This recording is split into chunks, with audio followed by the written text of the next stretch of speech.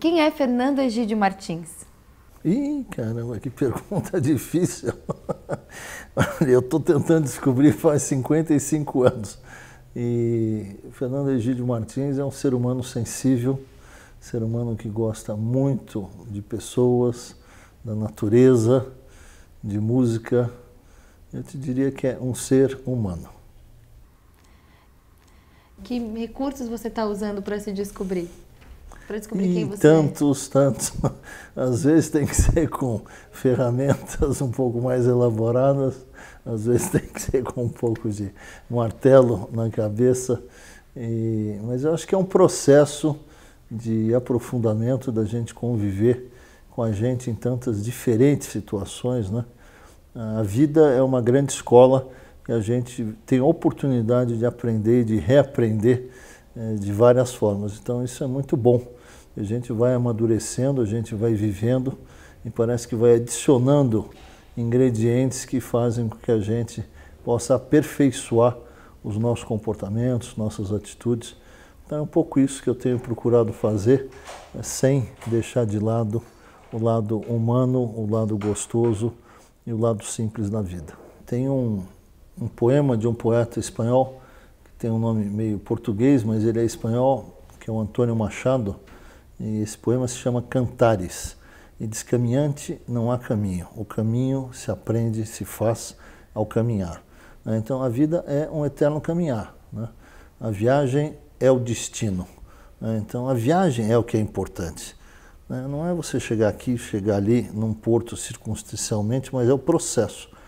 Então eu acho que eu tenho tido várias oportunidades de desenvolver novas habilidades e eu me considero um aprendiz, eu não me considero uma pessoa melhor, não, eu me considero uma pessoa a cada dia, né, a cada acúmulo de experiência, eu me considero uma pessoa mais madura, mais experiente, que viveu mais possibilidades, né, que teve a oportunidade de vivenciar situações com pessoas diferentes, em países diferentes, línguas diferentes, nas situações diversas. Isso enriquece o nosso conhecimento.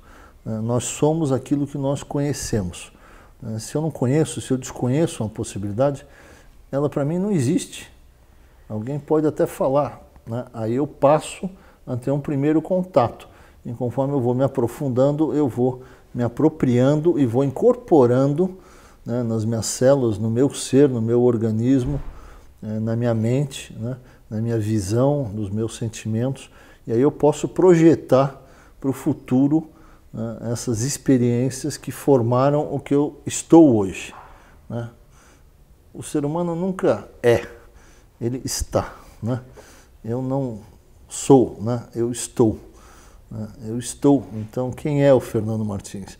Eu estou hoje um homem mais maduro, eu estou hoje um homem mais tolerante, um homem mais vivido, então talvez com um pouco mais de sabedoria em função do que eu vivi, e com isso eu possa ter uma voz da experiência, da vivência, embora o mundo esteja correndo, esteja se desenvolvendo de uma forma muito, muito rápida, né? Então, não necessariamente o que você viveu ontem serve para o momento subsequente, né? Mas é sempre uma referência, né? É sempre um referencial para você poder evoluir e para você poder tomar decisões. A vida é uma eterna tomada de decisões, né? A cada instante, a cada segundo, a cada minuto nós estamos tomando decisões. Então é esse processo mágico que faz a vida ser tão misteriosa e ao mesmo tempo tão encantadora. Você está aqui não de passagem, mas está aqui para deixar um legado, deixar uma semente, né, deixar uma contribuição de transformação para melhorar a vida das pessoas e dos seres vivos nesse planeta.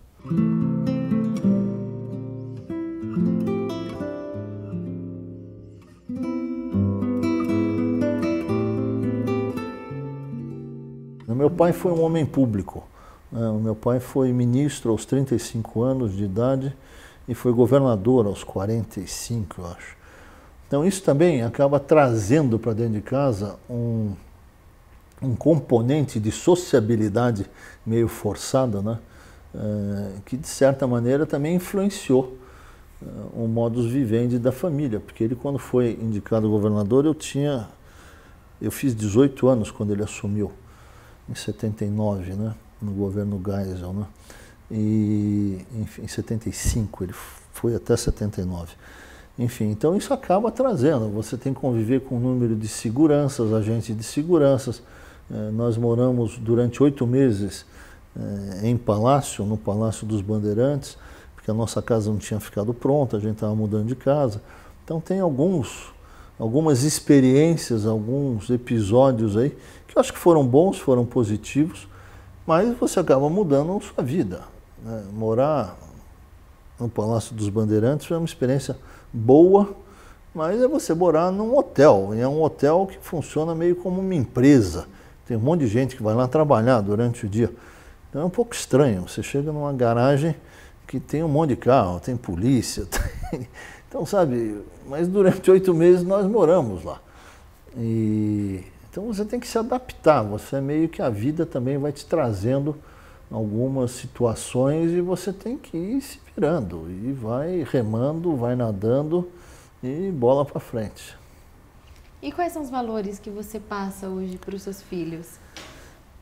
Então, você considera os valores que eu considero os mais importantes são transparência, de você ser transparente, de você ser verdadeiro, né? De você ser ético, de você ser honesto com os seus princípios, com as suas crenças em primeiro lugar, né? E respeito. Eu acho que respeito ao próximo, tolerância também, eu acho que não é que tudo isso eu pratico 100% e que eu sou um exemplo, né? Eu procuro melhorar, procuro me aperfeiçoar, e eu acho que eu tenho qualidades e muitas que eu desenvolvi durante esses anos todos, que a gente vai aprendendo, que a gente vai se expondo, né, a situações que forçam você a raciocinar, que forçam você, inclusive, a optar, né, a tomar decisões. E essas decisões devem ser tomadas com base nesse senso ético, com base nesses princípios. Eu acho que a vida tem um lado lúdico, que é um lado que a gente sempre tem que estar com ele muito presente, né?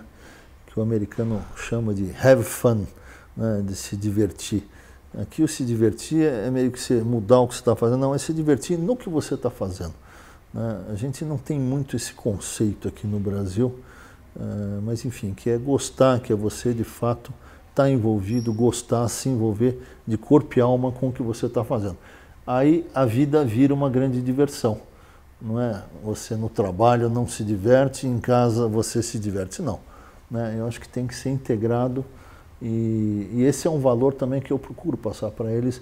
Eu sou uma pessoa brincalhona, sou uma pessoa que gosta muito de música, então alegre, gosta de dançar, está sempre ouvindo música, uma pessoa interessada, curiosa. Então existem alguns valores, vamos dizer, que são valores de princípios de comportamento, de vida em sociedade, e tem alguns outros princípios e algumas outras formas, algumas outras características, que são características que você também consegue influenciar as pessoas que estão ao seu redor. Eu gosto muito de dar apelidos, né? Eu sou uma pessoa muito brincalhona, enfim, então para mim é importante ter um bom ambiente e ter um bom clima. Aqui em casa eu saí agora do trabalho, então deixei de ter um trabalho com um horário assim mais rígido, né? Então tenho ficado períodos maiores aqui em casa. É muito importante, né? Não deve ser diferente, eu estando aqui ou não estando, o ambiente tem que ser bom, tem que ser um ambiente gostoso. Você é um homem de fé? Eu sou um homem de muita fé, eu tenho muita fé, muita fé. E como é que ela se manifesta na sua vida? Eu tenho fé na vida, Eu tenho fé na vida porque eu vejo a maravilha que é esse mundo, que é esse universo, e que são as manifestações das diferentes formas de vida. Então eu acredito sim nessa fonte, que é uma fonte suprema, com muitos mistérios ainda, né, mas que é de fato quem rege as forças do universo, né?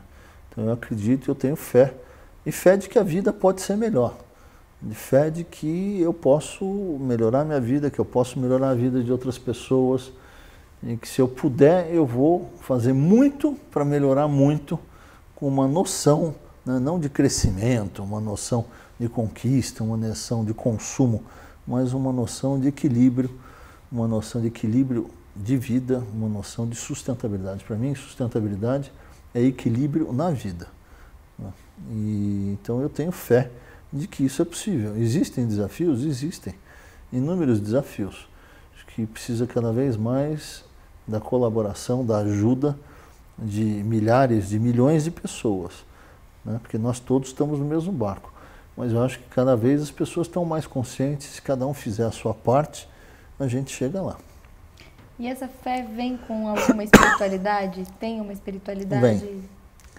Vem com muita espiritualidade. Essa espiritualidade já variou um pouco, já andou vagando aí pelos campos das religiões, mas é uma espiritualidade principalmente na natureza e nesse equilíbrio da natureza, no universo que eu realmente tenho respeito danado.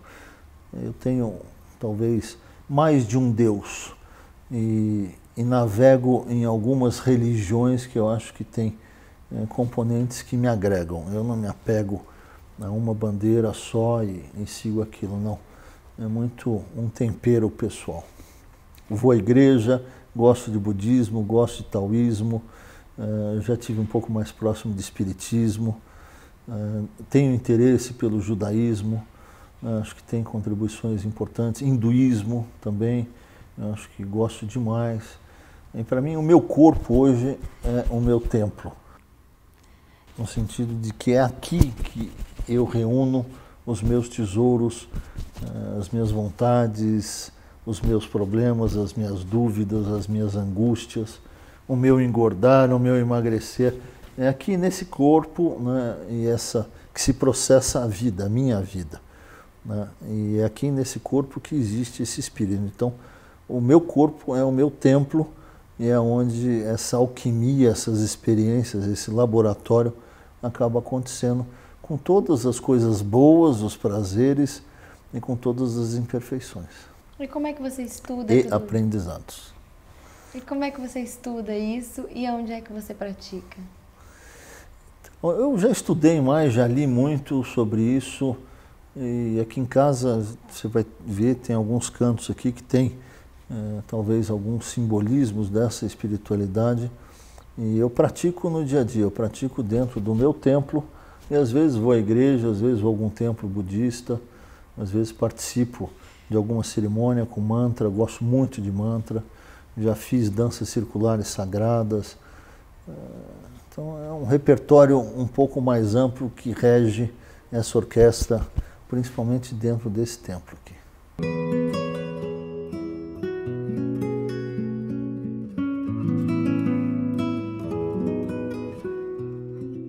Então o que a gente pode fazer para permitir uma conscientização e que a gente consiga, enquanto sociedade, criar outras formas de vivência, de convivência, que não sejam destrutivas. Esses são os grandes desafios dos próximos 100 anos. Aí nós vamos ter que correr, não vai dar para esperar esses desafios sentados como deu. Na hora que você olha para trás na história, você diz, é natural eu estar aqui hoje. Você, daqui a 100 anos, olhando para trás, só vai estar lá se tiver feito alguma coisa. Se tiver, de fato, processado, porque é muita gente. Não dá, né? O planeta realmente está atingindo uma superlotação e o limite da sua capacidade. Isso nunca aconteceu antes, né? E tiveram outras questões, outros problemas, e guerras e pestes, mas nunca, e às vezes catástrofes naturais, etc. Mas mas nunca houve questões, vamos dizer assim, tão fortemente ligadas à intervenção ou a desequilíbrios causados pelo homem. Se não se fizer nada, isso vai aumentar. Se a gente continuar consumindo inconscientemente, né, a nossa partezinha no lixão da cidade vai aumentar. Não tem como. A gente, por exemplo, nem sabe onde é que vai o lixo de São Paulo. Não sabe. Esse é um problema enorme.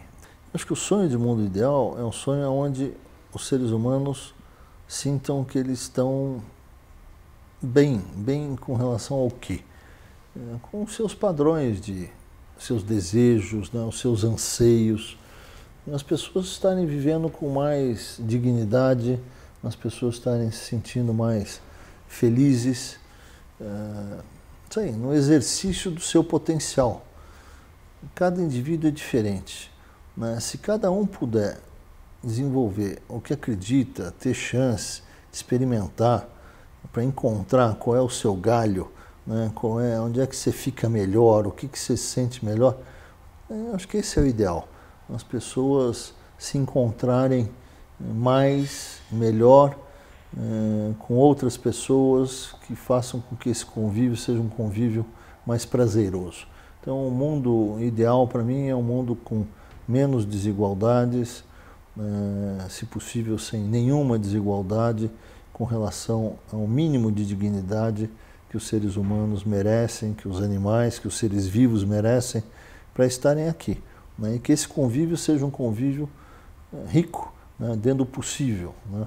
Então esse é um pouco o que eu vejo como ideal, seria um lugar onde todos os seres humanos pudessem viver bem, né? Pudessem viver experimentando coisas, podendo desenvolver os seus potenciais, experimentando formas novas de trabalho, de exercício, de expressões musicais, teatrais, artísticas, né, que a tecnologia ajudasse nesse desenvolver das pessoas e, ao mesmo tempo, a gente entendesse como é que funciona esse ecossistema em que nós estamos inseridos e que todos os seres que aqui vivem, né, animados ou inanimados, pudessem viver em harmonia. Esse, para mim, é o ideal. É importante ter um sonho? Você acredita no poder do sonho? É muito importante sonhar grande, começar pequeno e rápido. Né? Então, acho que o sonho, a causa, o objetivo, o chamado, a visão, enfim, é muito importante. Eu acho que é muito importante esse ideal, essa vontade.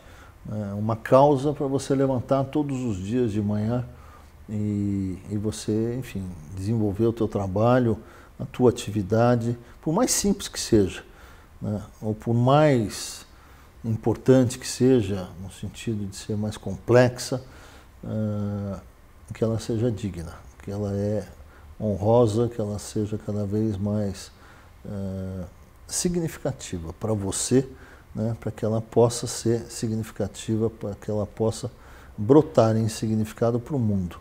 Então, é tão simples e tão complicado quanto isso. Eu acho que hoje nós temos uma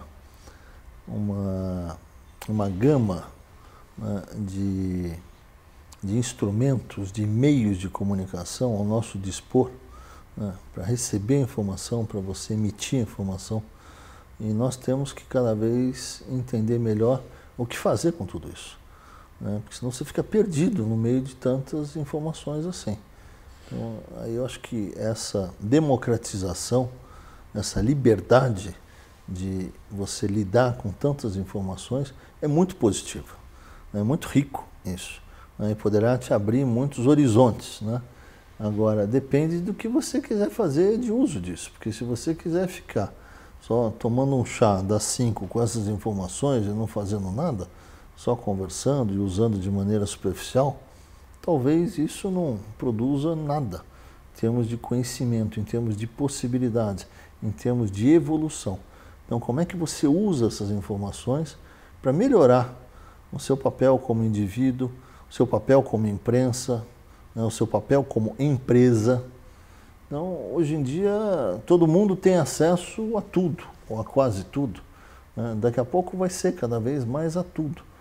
Né? Então, essa transparência e esse volume, né, também chamam uma responsabilidade, e que é uma responsabilidade individual, né, individual, porque senão você vai ficar comendo um lixo de informação a vida inteira.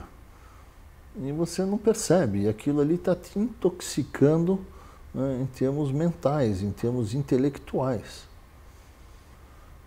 Então, é todo programa de televisão que a gente assiste? Não é. Tem gente que gosta mais disso, gosta mais daquilo. Então, você vai ter que ir selecionando, só que hoje existem milhares de programas de televisão. Antigamente se assistia 1, 2, 3, antigamente se ia ao cinema para ver um filme, né? E aí criaram a televisão, aí criaram, enfim, o rádio, a televisão, e hoje você tem a internet, você tem esse potencial todo, e você precisa aprender o que fazer com isso. Porque isso também não vem junto com a gente, né? Isso requer um processo de autogestão, um processo de conscientização, de maturidade, para você decidir, para você peneirar. Porque é muita coisa. Você não consegue ler 10 jornais, 20 jornais, internet toda. Então, como é que você seleciona o que pode ser útil, o que pode ser interessante, o que pode ser prazeroso para você e que tenha algum tipo de devolutiva através do teu processo de crescimento.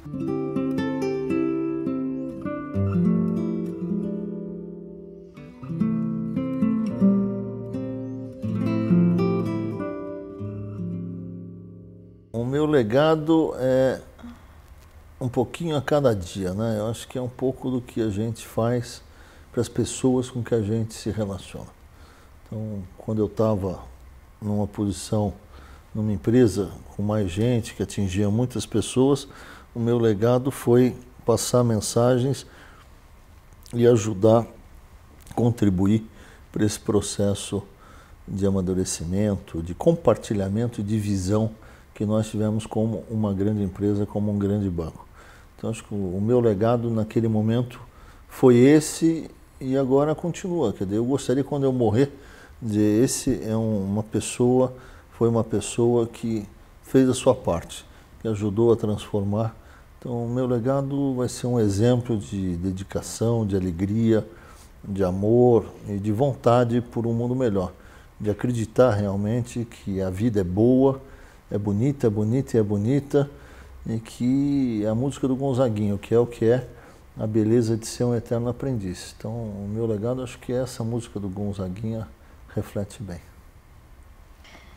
Qual é a sua mensagem, uma mensagem que você deixa assim? A mensagem é, se cada um de nós cultivar cada vez mais amor em nossos corações e compartilharmos esse amor, esse é o ingrediente para nós, de fato, melhorarmos o nosso dia a dia, conseguirmos estimular as pessoas, engajar as pessoas e tornar o processo cada vez mais criativo, com a contribuição de cada vez de mais gente. E aí os problemas se tornam problemas digeríveis e problemas mais tranquilos de se administrar. Então, o ingrediente é esse, é regar a plantinha do amor e contagiar com amor as nossas relações, para que a gente possa, de fato, ter um espírito de colaboração, de compreensão melhor. Essa solidariedade vai resultar em resultados melhores para todo mundo. É possível essa relação mais amorosa no mercado corporativo? Eu acho que espiritualidade, amor, vão estar cada vez mais presentes no mundo corporativo, através do diálogo, através da compreensão, através do apoio. Através do apoio, não é apoio, um apoio na saúde, na doença, não é isso. É um apoio para que as pessoas possam se desenvolver cada vez mais, esse potencial possa brotar. Para que as pessoas, eu estive agora nos Estados Unidos, eles criam ambientes de trabalho para você poder se sentir melhor, para você poder despertar mais o seu potencial, para você se sentir mais criativo, para você poder conversar com mais pessoas. Então, esse é o espírito, né? Assim você vai se tornar mais criativo e você vai poder trazer melhores contribuições, se sentindo melhor para o processo. Então, você gera esse ciclo virtuoso, esse ganha, ganha, ganha. Então, eu acredito que sim, que é possível. O fato de eu falar de amor em empresas não quer dizer você deixar de exercitar o que é importante em termos de uma vida corporativa. Você tem que buscar resultados, você tem que ter regras, você vai demitir pessoas, só que o que não é agradável e o que dói, mas você vai fazer isso dentro de regras, que sejam regras que levem em consideração as pessoas e o humano muito mais na tomada de decisões. Eu acho que as corporações ainda são muito focadas em si mesmas, nos resultados, no trimestre, em dividendos para acionistas. Eu acho que cada vez mais esse olhar vai ser um olhar expandido para a cadeia de stakeholders, de pessoas que se relacionam com o negócio, e o acionista ele vai ser um beneficiário, mas ele vai estar mais no final da linha, ele não vai estar em primeiro lugar. Então acho que vai haver uma mudança, uma certa inversão nessa ordem dos fatores de compartilhamento de valor, porque todas as pessoas são importantes na cadeia de valor da empresa. Hoje dá a impressão que o grande beneficiário que tem que receber a maior parte, o maior quinhão, é o acionista. Isso não é benefício, não é positivo, não trabalha em benefício até da própria empresa.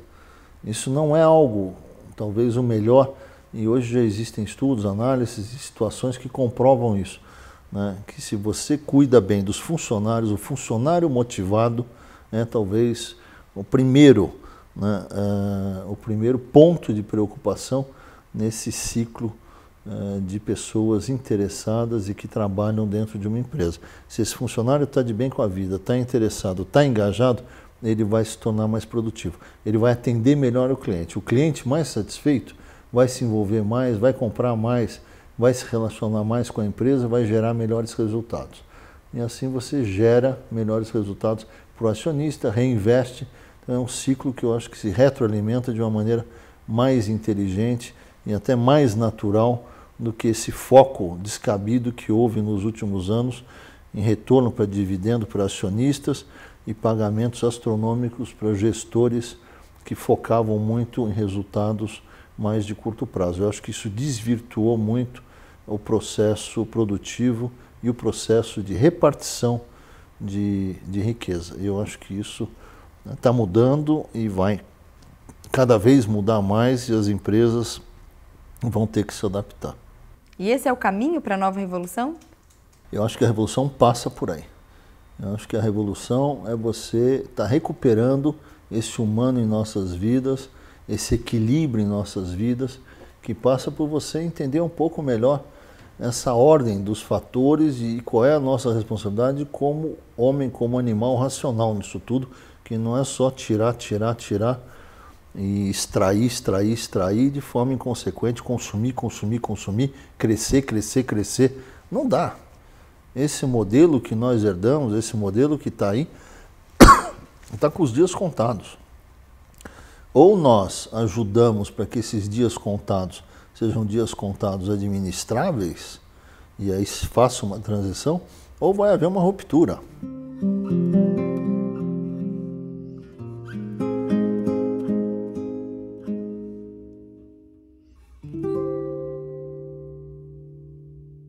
As grandes corporações, elas têm um poder muito grande na sociedade atual, poder às vezes maior do que países, inclusive, têm, e é uma responsabilidade. Todos nós, começa com os indivíduos dentro da sua casca, os indivíduos dentro das suas casas, os indivíduos no seu dia a dia, em suas vidas, os indivíduos nas empresas, os indivíduos como executivos, os indivíduos nos seus diferentes papéis, né? E a partir desse entendimento melhor, as ações necessárias para estar readequando, para estar tomando medidas para a gente inverter. Algumas dessas medidas vão sofrer aí talvez algum atraso por conta de questões políticas, etc. E aí vai ter que ver qual vai ser o preço para pagar. A conta nós vamos pagar aqui, né? Mais ou menos consciente, nós vamos pagar essa conta aqui. Se a gente vai ter condições, né? A gente, que eu digo, a sociedade nos diferentes países, e hoje eu penso no mundo, né? Nós vamos ter condições de nos mobilizarmos para virar esse jogo a tempo? Eu espero que sim. Eu espero que sim. Agora, requer um esforço, né? Requer nós conversarmos, requer nós nos mobilizarmos, requer nós fazermos alguma coisa. Ontem conversamos de fazer coleta seletiva aqui no prédio. Requer um esforço, não é pura e simplesmente jogar o lixo. Você tem que separar o lixo, tem que ter lixeiras diferentes, né? A coleta no prédio como um todo tem que ser diferente, a prefeitura. Então, é o sistema todo que, se integrado, vai dar resultado. Se ele não for integrado, não vai funcionar, né? E isso funciona para tudo, né? É tão simples e tão complicado como isso que a gente está fazendo em nosso dia a dia, né? E é claro que existem algumas questões políticas, algumas questões tecnológicas, que são questões maiores e que religiosas. Então é um mundo fascinante, é um momento interessante, porque você tem acesso a tudo e a todos. Por outro lado, os desafios que estão aí colocados são desafios muito grandes, né? Porque tem questões graves acontecendo sob o ponto de vista ambiental, sob o ponto de vista social e do país e do mundo que nós queremos. Por isso é que eu acho que o grande investimento que a gente tem que fazer nessa era em que a informação está disponível para todo mundo é na nossa formação, é no que nós queremos, né? No conhecimento que está aí disponível para nós nos nutrirmos, para nós nos alimentarmos, né? E podemos, com isso, tomar melhores decisões, né? Formarmos ou lapidarmos ou lustrarmos os nossos valores, entendermos melhor o curso da história e saber que o que nós fizemos hoje, enquanto indivíduos, como pessoas, como sociedade, vai ter um impacto, vai ter um resultado, vai ter um reflexo, não tem jeito, né? É causa e efeito, é aqui e agora.